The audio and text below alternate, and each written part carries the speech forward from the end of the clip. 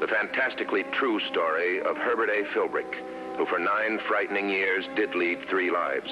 Average citizen, high-level member of the Communist Party, and counter-spy for the Federal Bureau of Investigation. For obvious reasons, the names, dates, and places have been changed, but the story is based on fact. The subversive operations of enemy agents require large sums of money. In a moment, you'll see a communist campaign to infiltrate an organization and its bank account.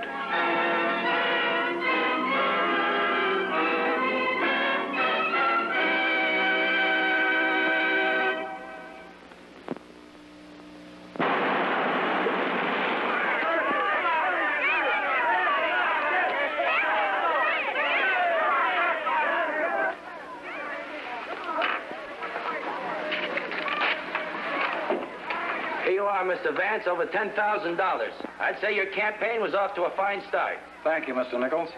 And I ought to thank Herb Philbrick, whose idea it was to stage this charity fight for the Center Fund. Well, I'm afraid I can't take any credit. This isn't the first time the boxing profession has come through for a worthy cause. True, but you did an excellent job of selling it.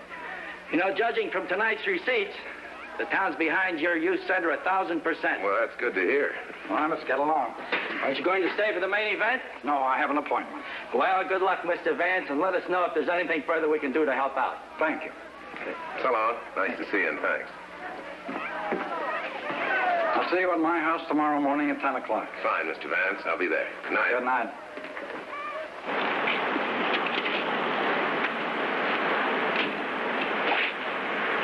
Hello, comrade. I see your boxing show went over big.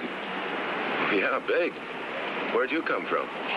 I've been waiting for you. Oh, you surprised me. Well, I'm surprised that you're surprised, Herb. Didn't you think the Communist Party would be interested in your little project? Well, this isn't my project, precisely. I know, Mr. Vance is fronting for it. However, all this is beside the point. The fact is, you are trying to raise money to build a youth center. A boon to the underprivileged kid. Solid goal, Herb. Just like Mr. Vance and the other do-gooders you put on your team. I want you to know that the Communist Party is not only for you in this enterprise, they're with you. You mean the Communist Party is going to make a contribution? In a sense, yes. We're going to be in this money-raising campaign with you. And when the center is built, we want to place key members on its staff. Let me put it this way, Herb. The party can win every other battle and yet lose a victory. To capture the minds, the imaginations, and loyalty of the youth. There must be young communists coming up all the time. Yeah. I'll keep in touch with you.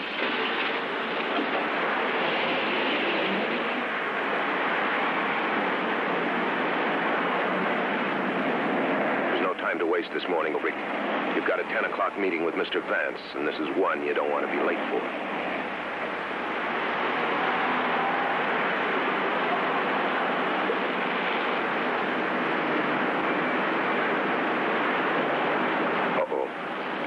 Company, or that man back there so fascinated with the way you drive that he can't let you out of his sight. Whoever he is, friend or comrade, he's in for a very disappointing time. This is no secret mission.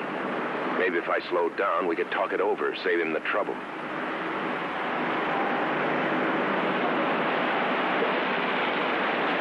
Well, okay, if he wants to stay behind you, Philbrick, he can. You don't have to hide the fact that you're going to visit the respectable Mr. Vance.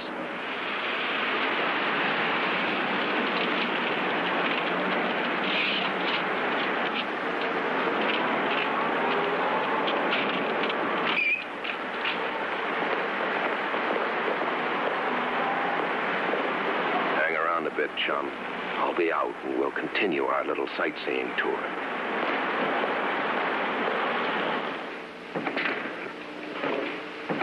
Mr. Vance. Come in, Philbrick. Good morning, sir. You're very punctual. It's good to see you again. Well, I have to be punctual if I'm going to get to my office before noon. Well, this shouldn't take long. There are a few details we should discuss. I'm entirely at your service, sir. Now that we have a war chest of over $10,000, I think we can make some fairly definite plans for the future. Well, gosh, I hate to be a wet blanket, Mr. Vance, but I think right at this point, we'd be wise to concentrate just on the plans we have for raising the rest of the money that we need to build this center. Well spoken. Herb, I want you to meet William Hudson. Bill, this is Herb Philbrick. Nice to meet you, Herb. How do you do? Bill was designated treasurer at the last board meeting, the one you couldn't attend. Oh? I have some figures here I'd like to discuss with you. Sit down, gentlemen. Yes, of course. Since both of you have quite a considerable background in youth work, I'm sure you'll find you have a great deal in common. Now, these Mr. Vance, you'd be surprised how much Comrade Bill and I have in common. And that'd make two of us surprised. How do they do it, the comrades? Plant a couple of secret members on an executive board. Next, see that the party controls all key positions in the organization. Finally, freeze out the opposition.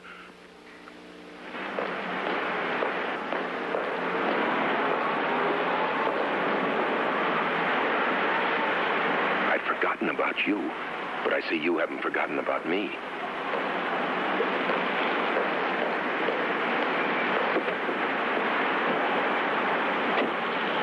Find something suspicious about where I'm going, friend?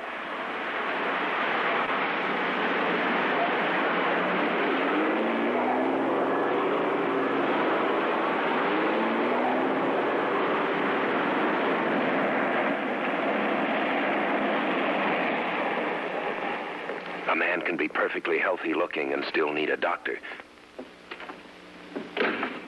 Especially when he's leading a triple life. Trying to appear average on the outside, but torn by doubt and worry on the inside. Yes, at a time like this, you really need a doctor. Or a psychiatrist. Or better yet, under the circumstances, a contact like Special Agent Jerry Dressler of the Federal Bureau of Investigation. Your pulse is fast, Herb. Look, Jerry, the door's closed. There's no need to put on an act. This isn't an act, Herb. You look like the walking dead and your pulse is fast. Comrade stepping on your heels? I don't know. Somebody is. I've been tailed for 2 days, but that's the least of my worries. So I gathered from your report. The situation as you described it is bad, but I don't think it's especially critical. At least not yet. That's what you think. You only know the half of it. The half I knew when I wrote that report. There's more? Much more. This morning I met the treasurer of the Youth Center Fund. Guess who? Who? A gentleman named Mr. William Hudson. Comrade Bill. Seems he was designated at the last meeting. That puts it in the critical category, Herb. Yeah. I'll get word to the Bureau. Meanwhile, you keep me posted on what happens on your end. Yeah, you bet I will. Oh, incidentally, Herb, before you leave, I have something that may bear on what you said about being tailed. The local police bureau, subversive detail, checked with the FBI yesterday. Yeah? It seems they received an anonymous tip on one Herbert A. Philbrick, private citizen heavily committed to youth activity. The anonymous party told the police that Philbrick was a communist. Well, I'll be.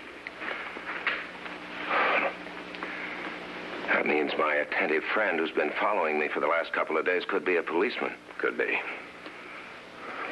Suggests several interesting possibilities. None of them very good for Mr. Philbrick. Okay, thanks for the information. So long, Herb. I'll be in touch with you.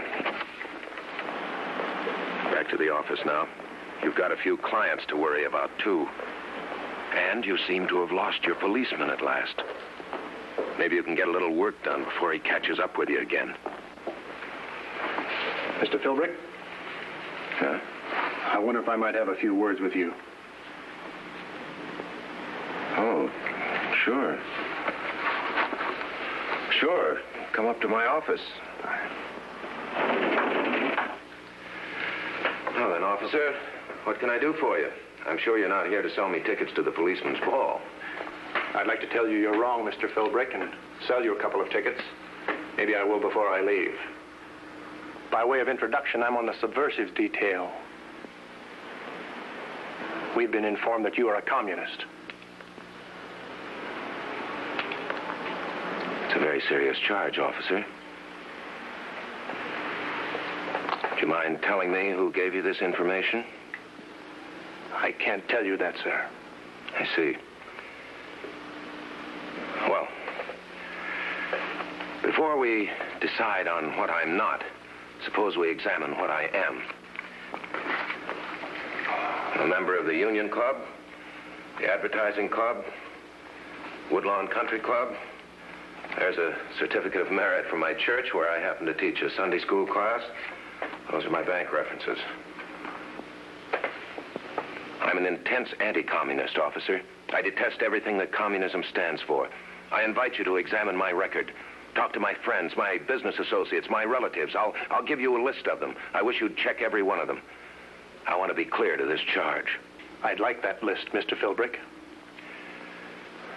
I want to cooperate, officer. Anything else I can do, anything at all, I want to do. If there is anything at all, I'll let you know. How soon could you prepare this list? Well, let's say tomorrow morning. I want to make it complete. In the meantime, I'll be available. Fine. Say, by the way, Mr. Philbrick, about those tickets to the policeman's ball. Yes? I just happen to have a couple in my office. I'll bring them over when I come for the list. I'll be waiting. Fine.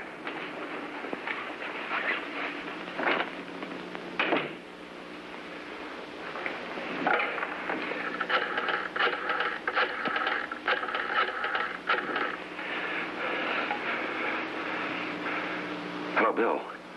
Bill, I've got to see you right away. No, as soon as possible. Right. I'll be there.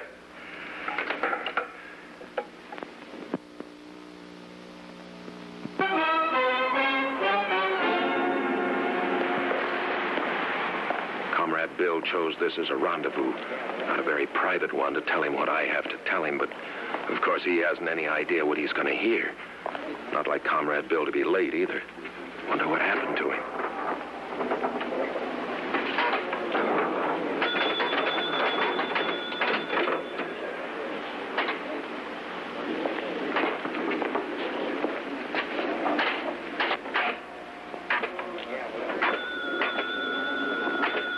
Hey, not bad.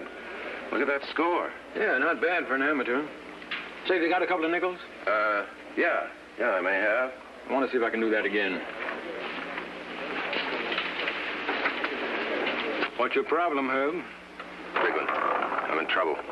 Yeah, what kind of trouble? Police anti-red squad. They're investigating me. Hmm? Hey, look at that, eh?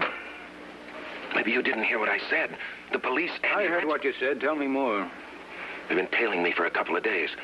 Today, a cop came to my office, laid it on the line. Someone tipped them off I'm a communist. How'd you handle it? How would I handle it? I denied everything, offered to cooperate. I told them that...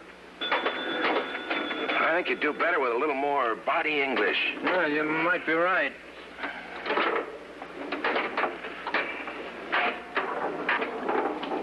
You think you convinced them? I think so, but I'm not sure. Anyway, I'm scared stiff. I've got to become inconspicuous. I've got to drop out of all activities, party and non-party. The first thing I've got to do is drop out of this youth center campaign. That would be very unwise, Herb. The last thing the party would want you to do. What are you talking about? I could get the party in an awful spot, to say nothing of myself.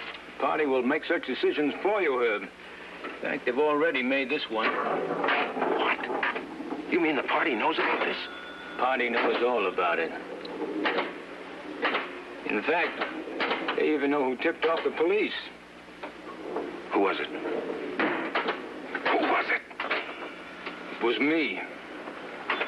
You? Are you out of your mind? Not at all. You see, the party wanted the police to investigate you. The party is very anxious that this youth center campaign be a big success. That the project itself be a fertile ground for young recruits.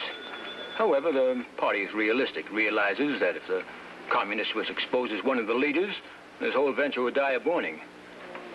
Though your membership is secret, Herb, it's always conceivable that someone might denounce you.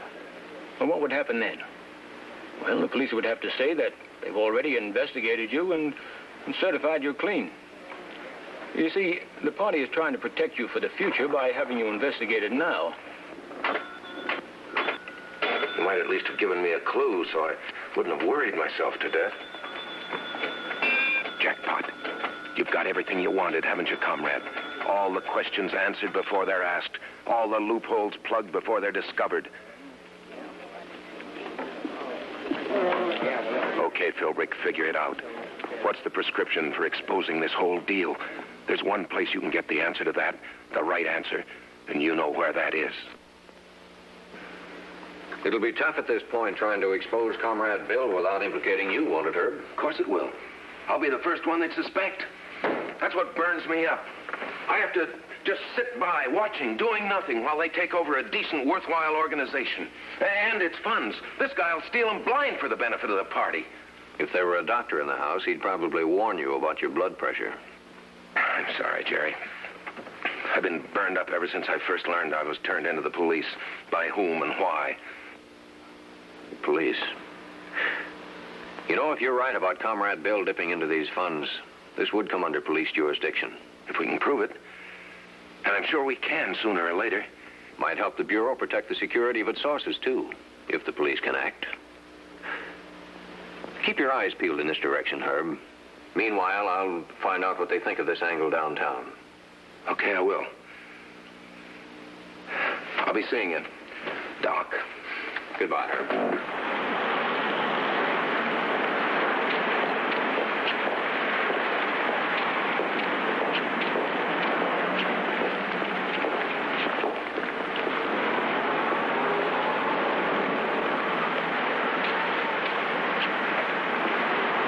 Small world, isn't it, Philbrick? Or is it? Comrade Bill's not on this corner by pure luck. You can bet your bottom dollar. I'm lucky to find you. Come with me. What's up? We've got to get out a mailing right away. Oh, something new? The campaign plan doesn't call for a mailing. Plan's been changed. A letter is needed immediately. Bring us some money. You were to write it, comrade. Okay, I'll be glad to, but... Well, does Vance know about this? Is his board approved? Vance doesn't know about it, and it's not going to. As a matter of fact, this whole thing's a result of Vance's nosiness. The party doesn't want any more of it. I don't understand this. This is no place to talk about it. Come on, I'll buy you a sandwich, and you can eat it while you write the letter. Come on. Comrade Bill doesn't mind telling you why all the urgency. As if you weren't sure already. Mr. Vance didn't become a millionaire without learning to count. He knows how much money ought to be in the Youth Center Fund. He's told Comrade Bill he wants to go over the books with him in a few more days. The checks which we've been drawn all sound legitimate, of course. But it may be difficult to explain why the balance is so low this early in the game. Now it has been decided that we've got to put enough money back in the fund at once to keep you from asking any questions. Yes, but to send out a lot of letters to a big mailing list now, Comrade, that just calls attention to it. Naturally. But the people who get them think they're being asked individually, not as part of the campaign. The whole thing can be handled quietly. In other words, everybody that gets one of these letters is supposed to think that he's the only one that's being asked for money at this particular time. Well, at least one of a very select handful. Takes just a little time and one undigested meal to give them the kind of letter they want. That's it, Herb. A nice, tidy appeal. Nice and personal. I'll take this over to the mail service and have them get it out right away. Well, why don't I go along with you? You know, that's my specialty, following through on these things. Glad to have you. Oh, I gotta make a phone call. Phone call? Yeah, to my doctor. He's been running some tests on me. I want to know what the lab said.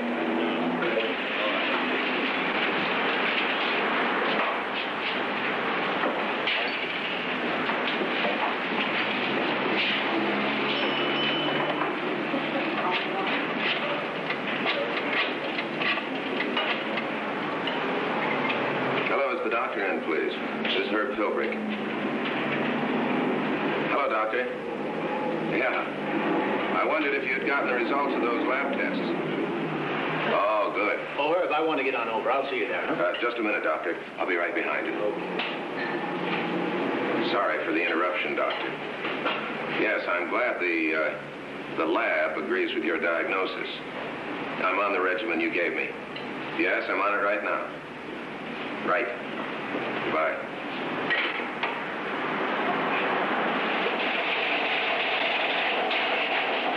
Smart comrades. As usual, play it smart. Pick the right letter service. Honest, open, above board. Nobody could possibly suspect. This place is clean as a whistle. How we doing? Fine. Having the girls set up the return envelopes now. Huh? And having the money sent direct to our account at Mid-State Savings. The letters are on the automatic typewriter now. Would you like to see them? Yeah. Thank you.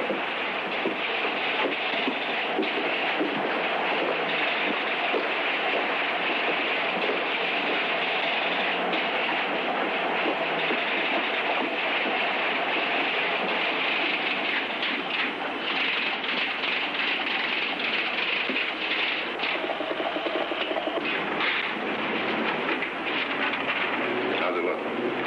Like money in the bank. What do you think? Yeah, pretty good. There's just one thing, though. This copy's set pretty wide. It's going to crowd this left-hand margin where our sponsors' names are. We want to be able to read those names. Yeah. Oh, miss. I wonder if you'd run off one more roll. Make the length of these lines about a half an inch less, would you? Surely, that'll be easy. Thank you. Hope I'm not being too fussy. We want it to be right. Comrade Bill is so wrong. We don't want it to be right. But how do we gum it up? Think of something, Philbrick.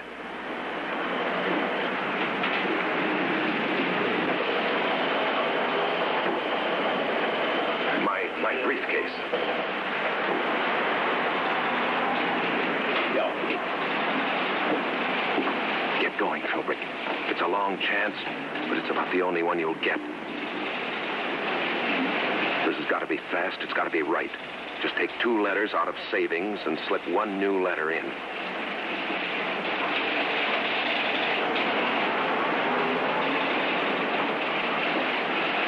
If they run these without noticing, Comrade Bill is going to be in for a nice surprise.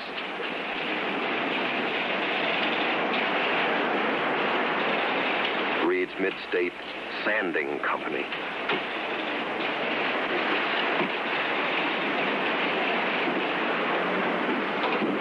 All right, goodbye.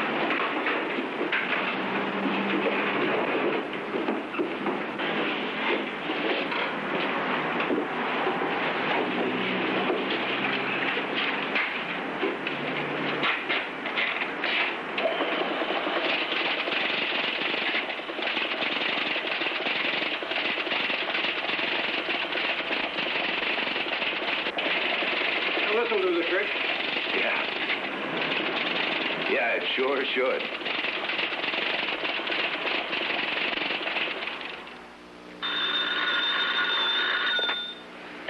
Subversives detail, Mays speaking. I think you'd be interested in checking the mail tomorrow at the Mid-State Sanding Company. Why? Who is this speaking? Well, I can't tell you that, officer, but I'd suggest you check their mail. The Mid-State Sanding Company. Hello? Nobody likes anonymous phone calls, even though turnabout is considered fair play. But this time, the police should find a very interesting collection of letters when they call on the puzzled manager of the Mid-State Sanding Company.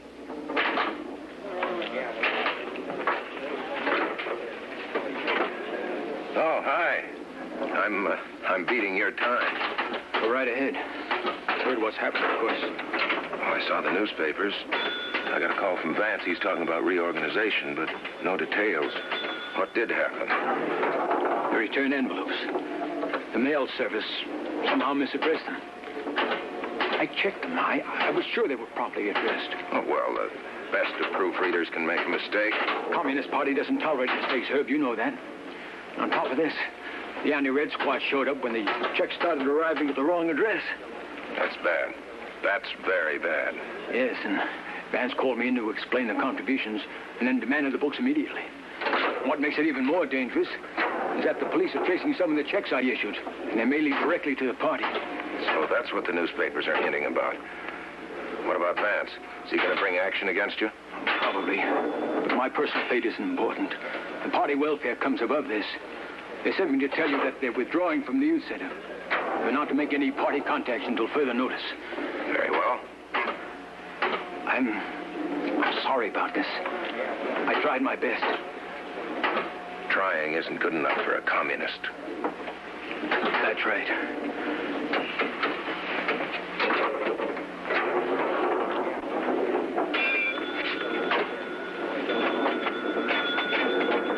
Jackpot. This time for the youth center, Philbrick. And for all the decent, hopeful people who'll be glad to see it grow and flourish without benefit of the Communist Party of the USA. As the contributions were misdirected, the communist plot was exposed to the public. The party's effort to dominate the youth center and control its finances was brought to an end. Next week, we'll bring you another story from the files of Herbert A. Philbrick.